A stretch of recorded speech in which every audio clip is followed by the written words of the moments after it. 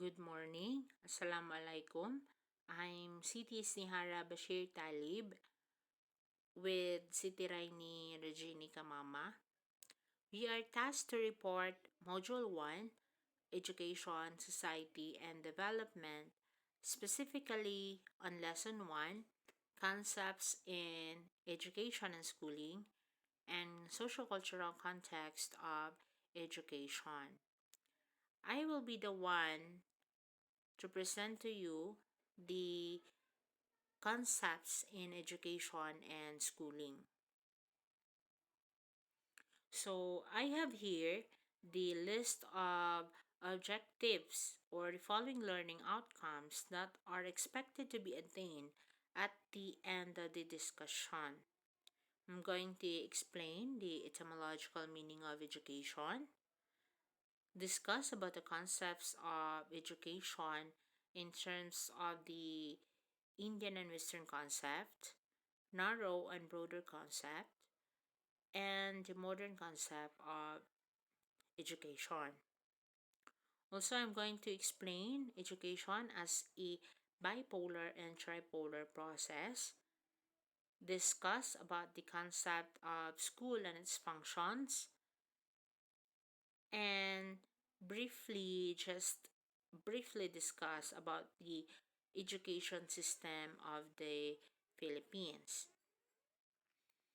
To capture the essence of the discussion, you will be encountering these important keywords. First is concept. Concept is a general notion or idea or conception. It is also an idea of something formed mentally, combining all its characteristics or particulars. Second is process. Process is a series of actions or steps taken in order to achieve a particular end. Next is function. Function is an activity or purpose natural to or intended for a person or thing. And last is latent. Latent is present but needing particular conditions to become active, obvious, or completely developed. Let us get to know the etymological meaning of education. Etymology is the study of the origin of words, and the word education is derived from a number of etymological roots.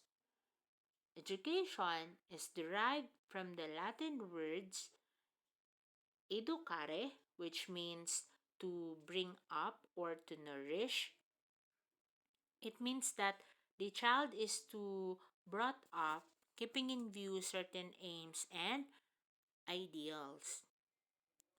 Educere, which means to lead out or to draw out. In simple words, it means the function of education is to lead out or to draw out best in child and a man instead of putting it in. Educo, which the letter E means out and the duco means to lead, and it makes the internal the external. This is supported by the various modern educationists today. And it should, however, be noted that nothing can drawn from within unless something is put in beforehand. Educatum, which means the act of teaching and training. It can also be instruction. So, based on this meaning, we can now say that education means to lead out internal hidden talent of a child or a person. Because, as we all know, education is the process of facilitating learning or the acquisition of knowledge, skills, values, the morals, the beliefs, and also the habits. That is true teaching.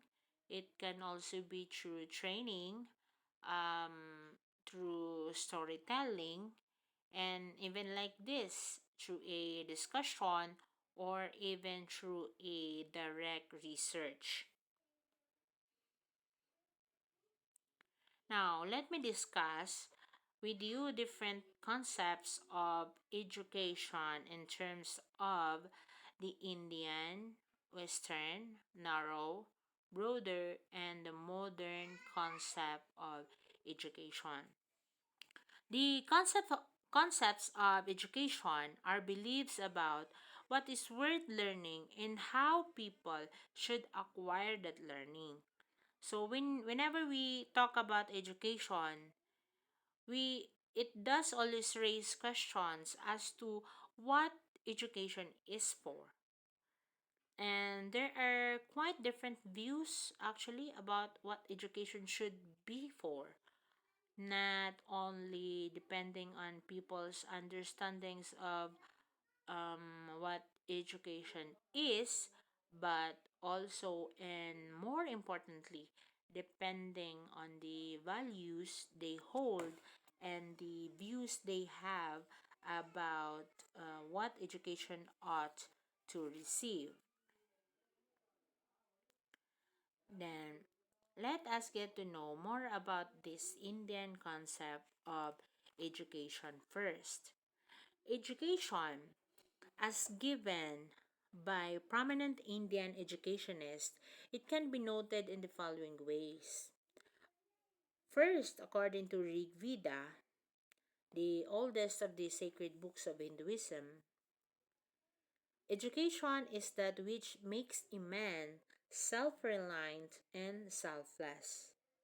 So, through education, selfishness will be destroyed and it will be replaced with selflessness, and every child who has become a good educated person would think how I can help others in order to get this kind of education. In the book The Upanishads, a written philosophical thoughts of men and women that focus mainly on the enlightenment of spirits, conclude that education is that whose end product is salvation. So, the education should transform one person from human to divine. We are actually born just as animals. Actually, no. The animals' children are better than us humans because they are born, I mean, when they are born, they already started walking and do everything on their own. Whereas, like us, a human child, it requires a lot more help for years. According to Kautilya, also known as Chanakya, a popular ancient Indian philosopher, education means training for the country and love for the nation. And it is actually true. Education is a vital component in building. And an educated population can lead us to a better, it can lead our country to a better capital formation. Because education transforms our youth being into an intelligent, honest citizen towards its country. Mahatma Gandhi also said, by education, I mean all round drawing out of the best in child and man, body, mind, and spirit. Zakir Hussain, same with Damvel, states that education is the work of the whole life. It begins from the time of birth and continues till last moment of death.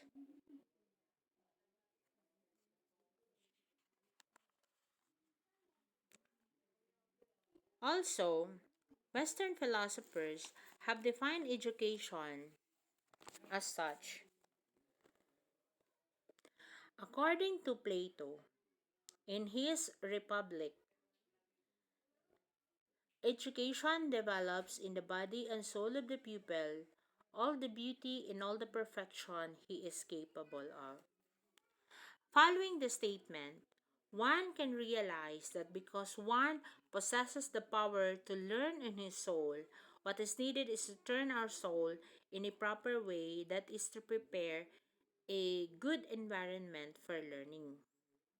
It is shown that the more you move up, the more you acquire knowledge.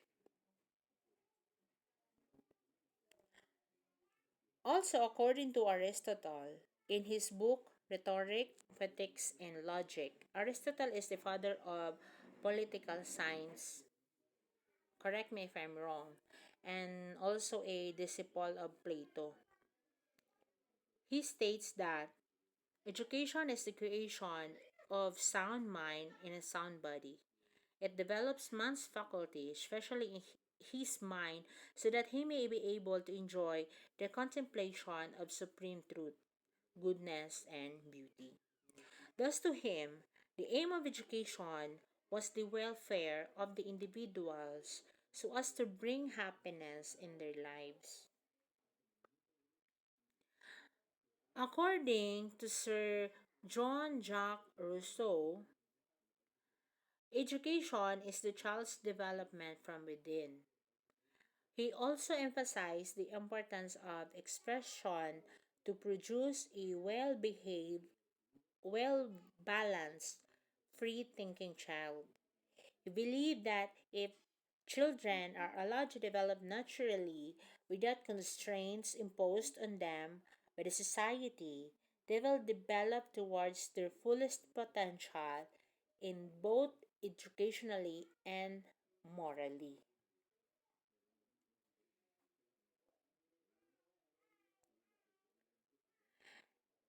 Friedrich Froebel, the father of kindergarten system of education, said education is enfolded of what is already enfolded.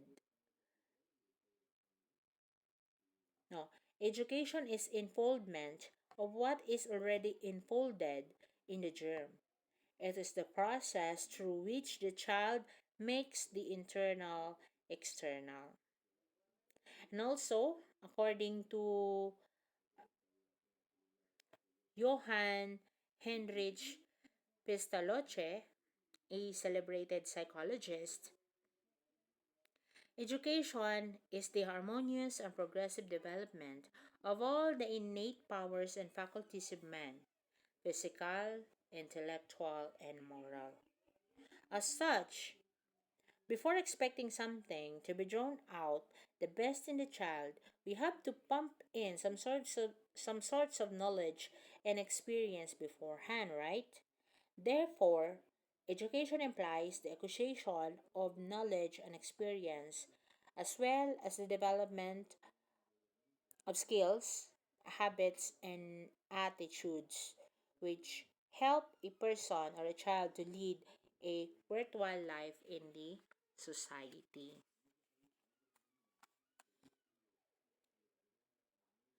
The narrow concept of education, Sir S. Mackenzie concludes, in narrow sense, education may be taken to mean any consciously directed effort to develop and cultivate our powers. So, education in the narrower sense of it is regarded as equivalent to instruction. It consists of the specific influences consciously designed in a school or in a college or in an institution to bring in the development and growth of the child. Furthermore, education is being provided under the premises of schools, colleges, and universities. This is supported by Professor James Driver, who states that education is a process in which and by which knowledge, character, and behavior of the young are shaped and molded. So the education starts when the child enters in educational institution and ends when he or she completes his or her studies, or even when he or she leaves the educational institution. In a broader concept of education, it is supported by Benjamin Dumville, saying that education in its widest sense includes all the influences which act upon an individual during his passage from cradle to the grave. So, it implies that education in the wider sense is a lifelong process.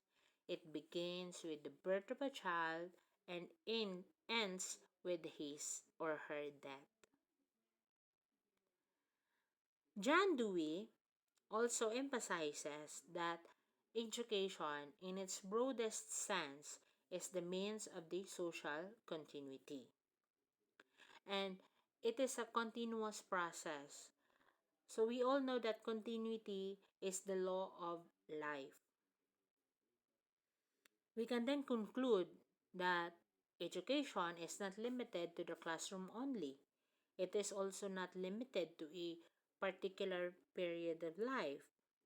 And it includes all experiences and knowledge during infancy, childhood, adolescence, youth, adulthood, and even in the old age through a multifarious agencies of education, the home, our school, even the college, the religious institutions, the country, the mass media, and many more. So, what is all around development? All around development means that we focus and emphasize more than the academic development of the child. Instead, while that remains a key focus, we also need to understand the essence in emphasizing the uh, domains. No? You can see in this diagram the social emotional learning and the personal character development of the child, the development of varying artistic skills in sensory and motor, uh, the cognitive development as well, the physical or the psychomotor activities, the and also the literacy and the language development. This is to ensure that we are equipping with the necessary skills to live as a well-rounded, successful, and also competitive citizens of tomorrow. So, what is the modern concept of education today? The modern concept of education is learner centered. It means that the learner occupies the central place in the education process. So, as teachers, we view learners as an active agents, right? So, because we believe that they bring their own knowledge, past experiences, education, and ideas, and this impacts how they take board new information and learn.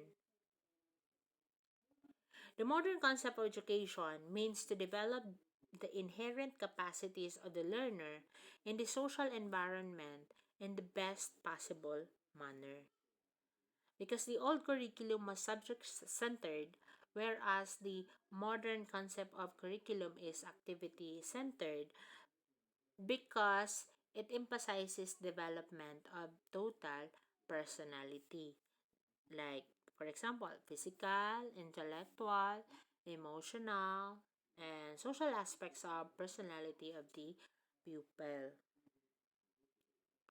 The old method emphasized on rote learning, but modern methods of teaching include playway method, learning by doing, learning by experience, and project method. Whereas in the learner centered education, it empowers the students to take ownership of what they learn by focusing on how the new knowledge solves a problem or adds value. Since school was the only agency of education in the old concept, but according to modern concept of education, all formal and informal agencies are the base of education. Education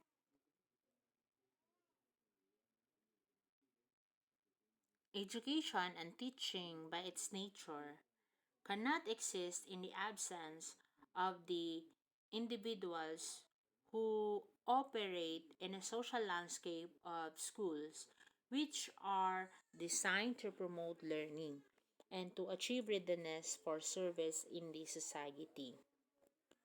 For effective functioning and educational success in the 21st century, a teacher should create a learning environment that fosters equity for all learners. So, how can we do that?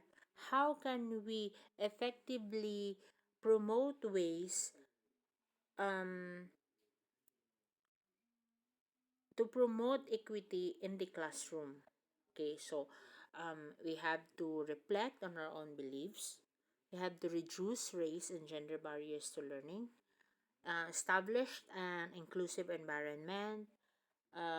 We can also be dynamic with our classroom space, um, accommodate learning styles and disabilities, be mindful of how we use technology, and also we can be aware of some religious holidays.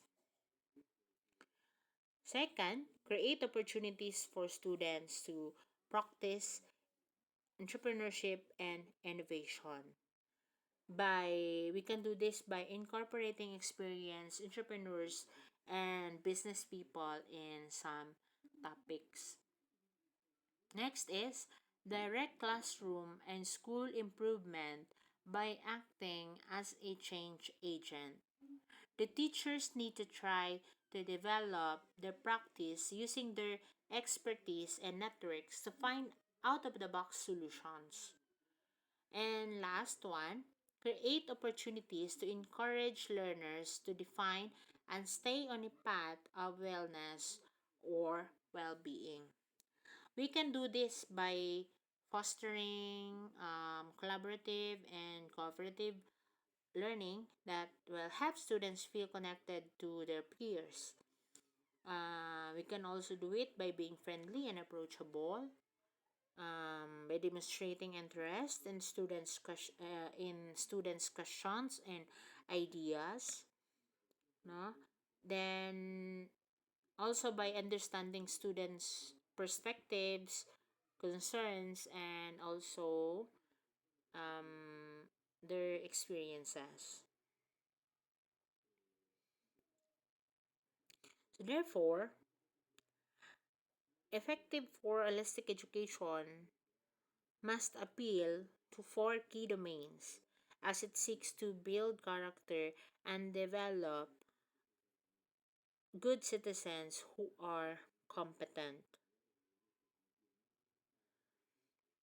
You can see in this diagram, each of the four domains have been categorized in relation to the body as head, hand, heart, and health. These domains are head for knowledge. This is our cognitive domain on our mental ability. The heart for attitude. This is the ability to feel um, emotional on or affective domain. The hand for skills. This is the ability to do and is also the physical or psychomotor domain. And last one is health for well-being. This also referred to as wellness. So the concept of well-being is added because it connects and enlarges the meaning and relevance of the other three domains. As according to Nazi and Leonidas in 2015, wellness refers to diverse and interconnected dimensions of physical, mental, and social well-being that extend beyond the traditional definition of health.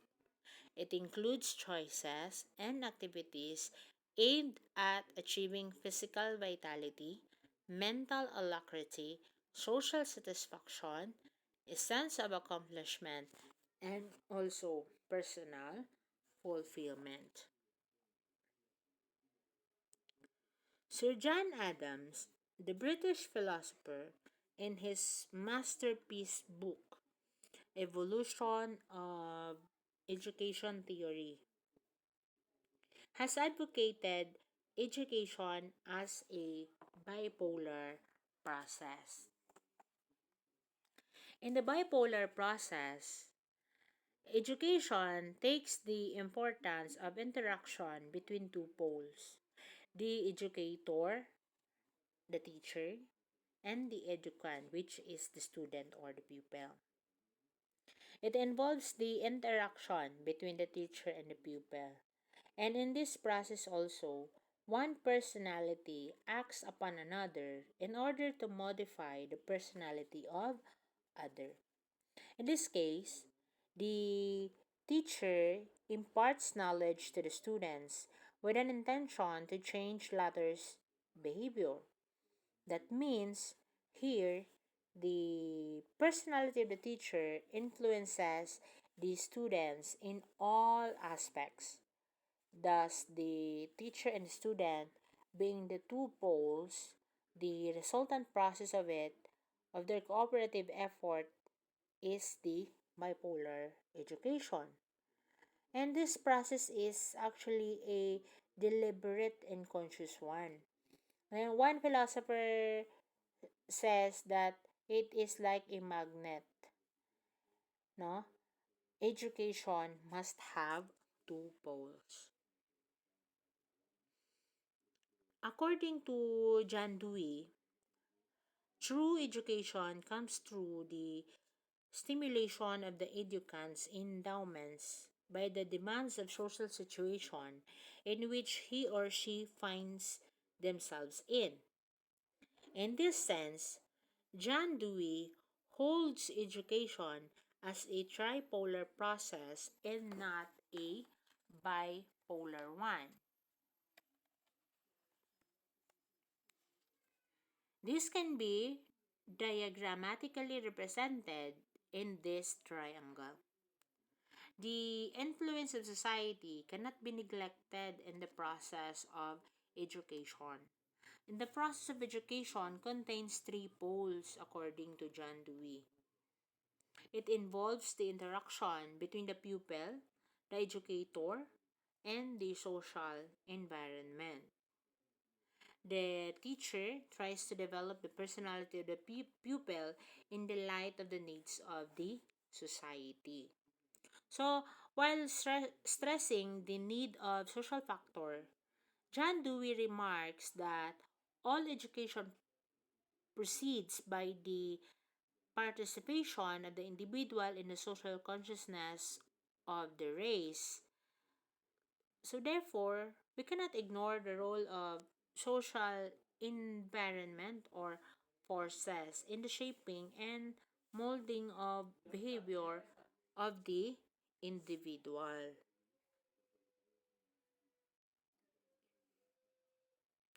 Now, we're going to discuss school and its concept. So, school in the modern time is treated as the most suitable active and formal agency of education. As per the changing need of the hour, school develops and grows with its specific goals, and it has emerged out of the demand for education and pressure on the parents regarding their um, educational pursuit. So, what is school and its concept? School has been derived from the Greek word skule, that means leisure.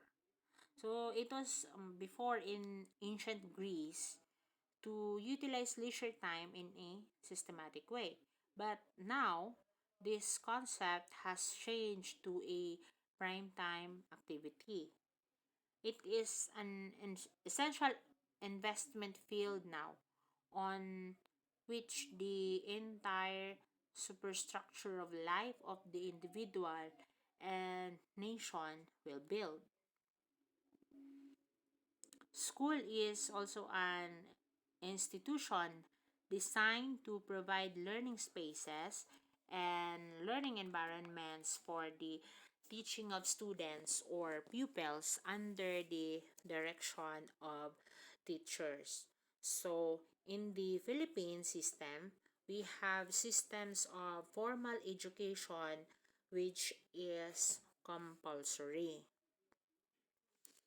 School is generally include primary school for young children and secondary school for teenagers who have completed primary education.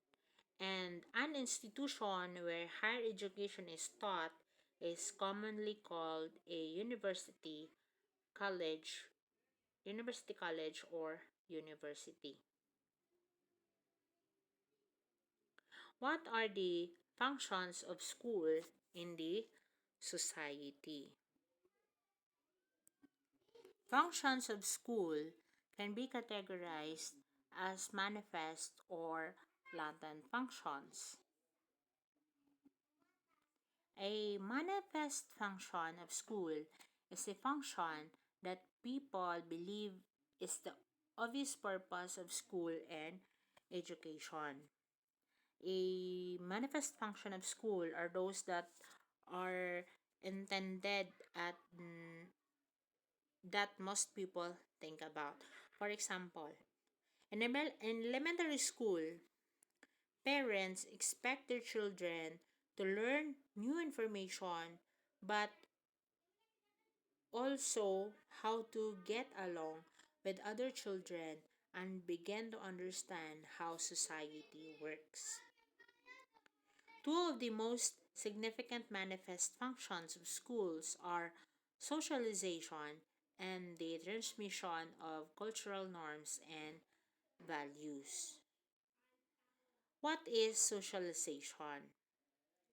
It refers to a process by which individuals acquire a personal identity and learn the knowledge, language, and social skills required to interact with others. Again, students or pupils don't only learn from the academic curriculum prepared by teachers and school administrators. They also learn social rules and expectations from interactions with others. Though there are some schools that reward students or pupils for following schedules and directions, meeting deadlines, and even obeying authority. In that way, they learn how to avoid punishment by reducing undesirable behaviors like offensive language. They also figure out that to be successful socially, they must learn to be quiet, to wait, and to act interested even when they are not, and to please their teachers without alienating their peers. Besides socialization, there is cultural transmission.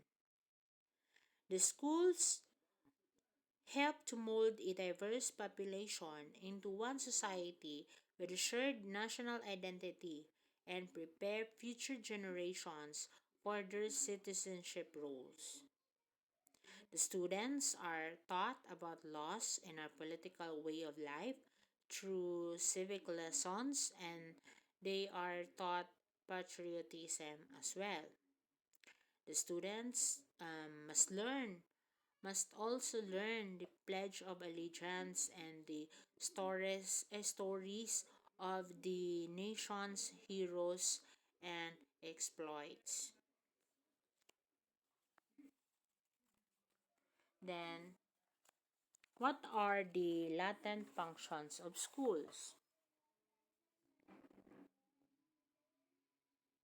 A latent function is a function that people are not aware of or doesn't come to mind straight away and usually is not intended.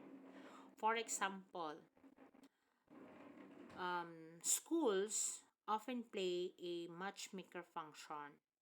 They put together individuals of similar ages and backgrounds, and this results in many of us finding romantic partners or mates in our primary, secondary, or post-secondary school. Oh, it is sana all. Joke. Okay, so latent function may sometimes contradict manifest functions. For example, another manifest function of school is to serve as a sorting mechanism that selects students for higher or lower social positions based on their academic performance. Optimistically, the school prepare students for their future social positions by identifying and developing each student's talents and abilities regardless of the student's current social positions.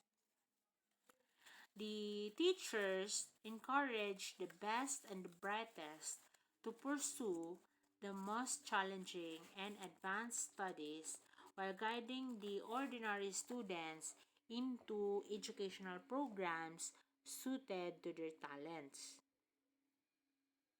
However, this social placement system is a latent function of school that perpetuates inequality, right? Because they believe students' future social positions are determined by their current positions in the society, which the schools try to preserve. Example of that is when wealthier parents send their kids to a better schools which provide more opportunities for higher future social positions. Another main functions of school includes conservation and promotion of culture. So the school conserves the valuable culture, tradition, values of the society, and helps in promoting and developing these with the rolling of the time. It also spreads the store of culture to the next generation. Next is all-round development of the individual. No, ito yung sinabi ko kanina. So, for all-round development of the individual, school has a package of programs. Through its different activities, it draws out the hidden potentialities of the child and develops them in a proper way. Next is development of higher values of life. So the school helps in developing and cultivating good and higher values like truth, sympathy, love, cooperation, and so on in a child. Through different social interactions and moral teachings, it spreads the message of righteous living in our society. Next is development of social responsibility. So the school is called a society in miniature because in school, child shares his feelings with various children coming from different strata. So he learns the lessons of social duty, responsibilities, and understanding the feelings of other children. So, school helps in social change and social control. There is also a citizenship training. So, the school creates the first civic society for the child. The child learns the duty and the civic rights for the country as a responsible citizen. So that means the school trains the lessons of citizenship to a child to achieve that. Next is adjustability in the society. The school prepares the child to face the problems of the society. So, proper adjustment and applications of learned knowledge can be checked and guided by the school. So, the main function of the school is to develop adjustment capacity of a child or an individual. And also, vocational training through different activities. The school provides training and different vocation. This is in senior high school, junior high school, and senior high school. It also cultivates the values of dignity of work and labor. And it also prepares children to face any challenge in the future to solve their um, bare necessities.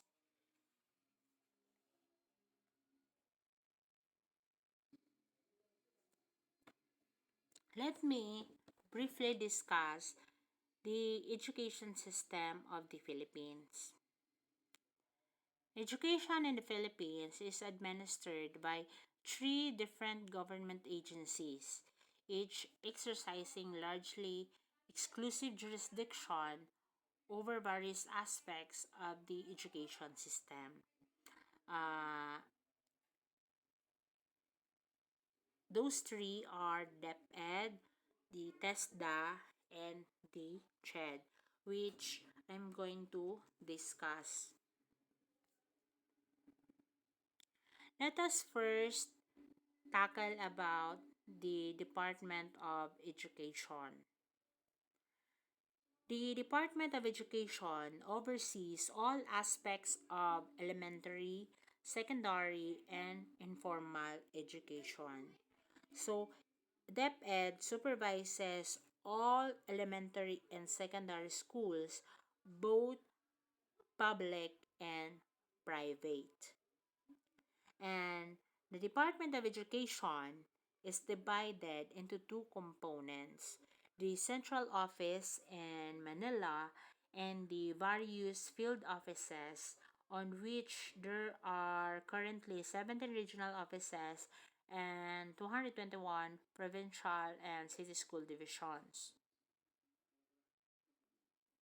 The central office sets overall policies for the basic education sector, while the field offices implements policies at the local level. The Bangsamoro Autonomous Region in Muslim Mindanao, or the BARM, has its own Department of Education, but for the most part follows national guidelines and uses the national school curriculum. So, ang alam ko sa Bangsamoro, um, they have not department, but it's called Ministry of Education. And in that Ministry of Education, that three offices, the Department of Education, the TESDA, and the CHED, na um, miyatimo-timo siran, no? So, tinimo-timo dito at law na naging Ministry of Education para isahang agency na lang sila ngayon.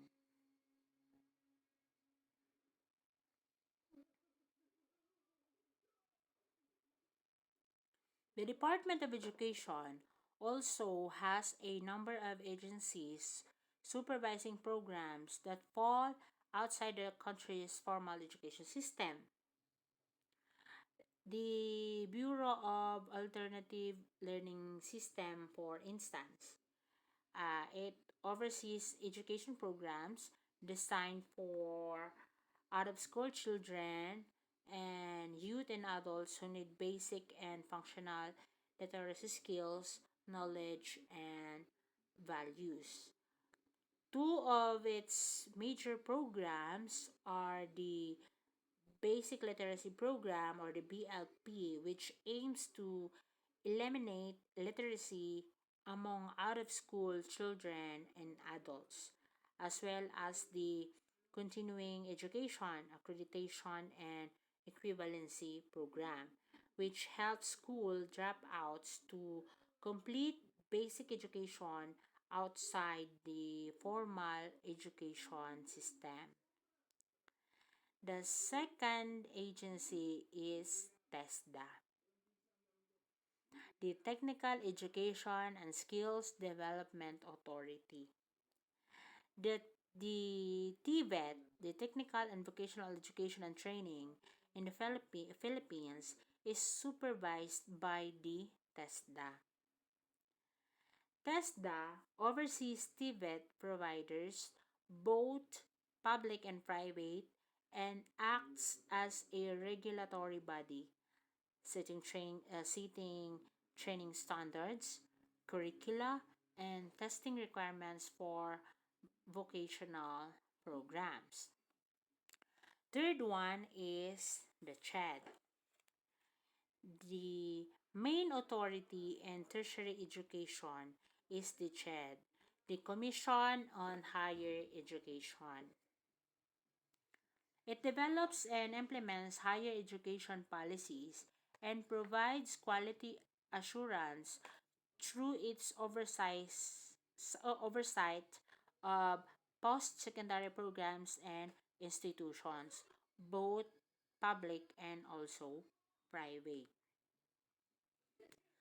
The CHED also sets minimum standards for academic programs and the establishment of new higher education institutions. It also suggests funding levels for public higher education institutions and determines how the HEIs can use these funds. Then, let us get to know more about the elementary education in the Philippines. It consists of 6 years of schooling covering grades 1 to 6 with ages 6 to 12. Before the adoption of the K to 12 reforms, elementary education was the only compulsory part of the basic education cycle. But with the reforms, however, compulsory education has been extended and is now mandatory for all years of schooling, inclusive of grade 12. The elementary school curriculum was recently revised and includes standard subjects like Filipino, English, mathematics, science, social science, Philippine history and culture, physical education, and arts. And one of the notable and important change is that Minority languages or mother tongues are now being used as the language of instruction in the first years of elementary education in areas where these languages are the lingua franca. So, here in the Llano del Norte and Llano del Sur, our mother tongue is Maranao. No, so, in Llano del Norte, meron din silang Bisayan. No? There are currently 19 recognized minority languages in use, and which English and Filipino are introduced as languages of instruction from grades 4 to 6. What about the secondary education? In the free reform, prior to the 2016 or 2017 school year, when the first cohort entered grade 11 of the new senior secondary cycle, basic education ended after 4 years of secondary education.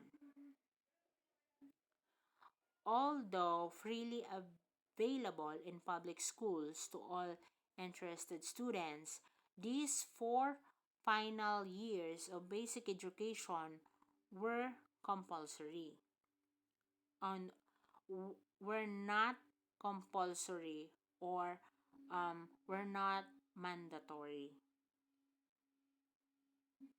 Graduating students were awarded a certificate of graduation at the end of the grade 10 and would progress either to higher education, TVET, or employment. But in the post-reform, with the enactment of the K 12 reforms, secondary education was extended from 4 to 6 years and divided into 2 levels: 4 years of junior high school and 2 years of senior high school, giving the basic education the structure of K plus 6 plus 4 plus 12. So that is K to 12. All the 6 years of secondary education are compulsory and free of charge at public schools. A new voucher system was put in place to subsidize senior high school study at private schools. But the problem is the voucher amount is capped at a certain amount and does not fully cover tuition and most private schools, keeping this option out of reach for socially highly disadvantaged families. So what about the junior high school? The junior high school comprises grades 7 to 10 of children ages 12 to 16. The core curriculum includes the same subjects as the elementary curriculum, with English and Filipino being used as the language of instruction depending on the subject. And the pupils are assessed based on the written assignments, their performance tasks, and quarterly assessments based on test and or performance tasks. And um, grade students who complete elementary education at grade 6 automatically they progress to junior high school. and there are no separate entry requirements at both the junior and senior secondary levels. Although the private schools may require passing of an entrance examination. The promotion or the passing grade is 75. That is out of 100%. The students with lower grades must take remedial classes and improve their grades in order to progress to the next grade.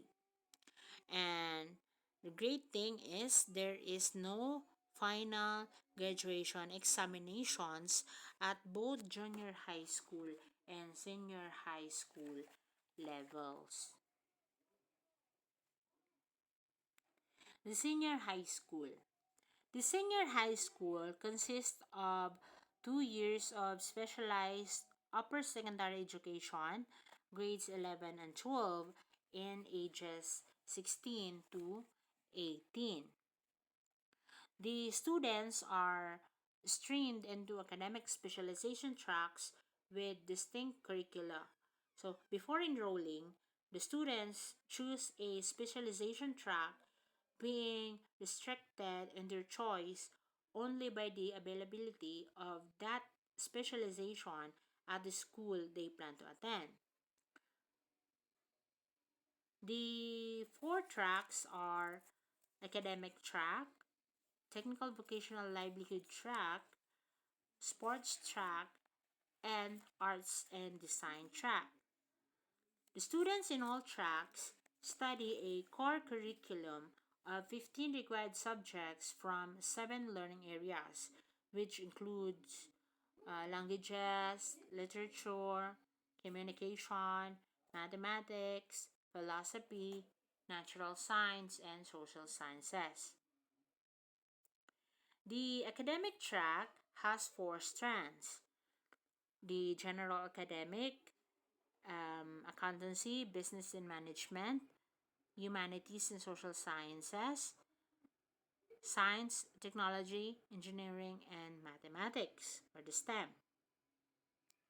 The TVL's track has four strands: the home economics, agriculture or fishery, industrial arts, and information and communications technology, or ICT. It is intended for students looking to enter the labor force or pursue further TVET after graduation. The sports and arts and design tracks are intended to impart middle level technical skills for careers in sports related fields and creative industries. So, um, overall, it is expected that the new overhauled K 12 curriculum will lead to greatly improved educational outcomes since it helps decongest the highly condensed prior 10-year curriculum. The Filipino educators have blamed the old compressed curriculum, at least in part, for the high dropout rates in lackluster test scores in recent years, since it did not afford students the time necessary to absorb and learn all the material presented to them. Okay, so everybody, thank you for listening, and good day.